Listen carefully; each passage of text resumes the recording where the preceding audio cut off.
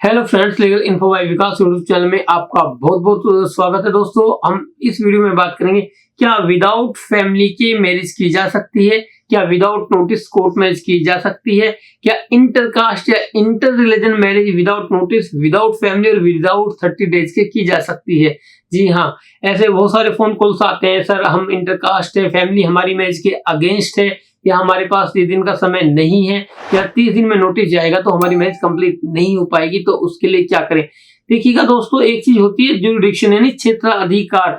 आप इंडिया में कहीं भी मैरिज कर सकते हैं और उसका मैरिज रजिस्ट्रेशन भी करा सकते हैं। दूसरा दोस्तों, इंडिया में कोर्ट मैरिज करने के लिए सभी जगह रूल सेम ही है, बट स्टेट टू स्टेट कुछ रूल्स चेंज होते हैं, जिसमें यह है कि कुछ कोर्ट्स में लोकल का ही आईडी एड्रेस प्रूफ है तभी आप अपना कोर्ट मैरिज करा सकते हैं, या फैमिली विटनेस देते हैं तो ही कोर्ट मैरिज करा सकते हैं, या 30 दिन के प्रोसेस में नोटिस जाता है तभी कोर्ट मैरिज करा सकते हैं। बट मैं आपको कुछ ऐसे पॉलिसीज बताऊंगा, कुछ ऐसे स्टेट्स बताऊंगा जहां पर आप without notice, without family, without 30 days की easily, completely, legally 1 day 2 days में अपना कोर्ट मैरिज करा सकते हैं। चाहे आप इंटरकास्ट कपल हैं या इंटर रिलीजन कपल हैं या ऑल ओवर इंडिया कहीं के भी रहने वाले हैं।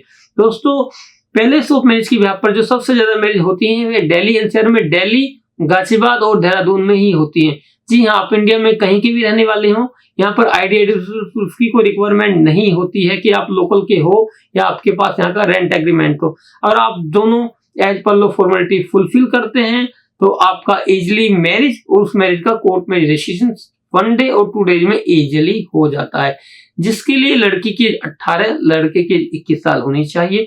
दोनों के पास एज और एड्रेस से रिलेटेड कोई एक डॉक्यूमेंट होना चाहिए। इंटरकास्ट कपल हैं तो आपके पास 2 विटनेसेस भी होने चाहिए।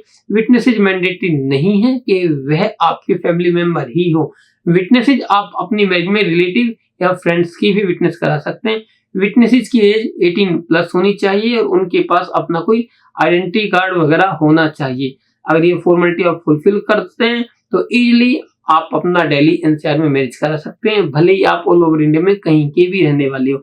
और सबसे अच्छी बात यह है, जो आप दिल्ली एनसीआर में मैरिज करते हैं सेम डे ही मैरिज सर्टिफिकेट इशू हो जाता है, और उस मैरिज सर्टिफिकेट को आप ऑनलाइन गवर्नमेंट के पोर्टल पर जाकर के चेक कर सकते हैं, ऑनलाइन डाउनलोड भी कर सकते हैं। बट दोस्तों, इसके साथ साथ मैं आपको यहाँ पर यह भी वार्न करना चाहूंगा कि लोग online court marriage, notary court marriage, मेरे अनुबंध यानी कोर्ट मैरिज का झांसा देकर के, अमूमन एडवोकेट्स लोग तो ऐसा नहीं करते हैं। एजेंट्स वगैरह जिन्होंने फ्लैट्स या कॉलोनियों में अपने प्राइवेट ऑफिस बना रखे हैं, वह कपल के साथ ठगी करते हैं, यानी कपल कई बार ठगी का भी शिकार हो जाता है।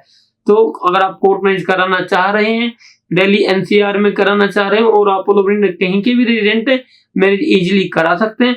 बट उसके लिए पहले आप अच्छे से कंप्लीटली प्रोसेस जान लीजिएगा, समझ लीजिएगा, उसी के बाद डिसीजन लीजिएगा।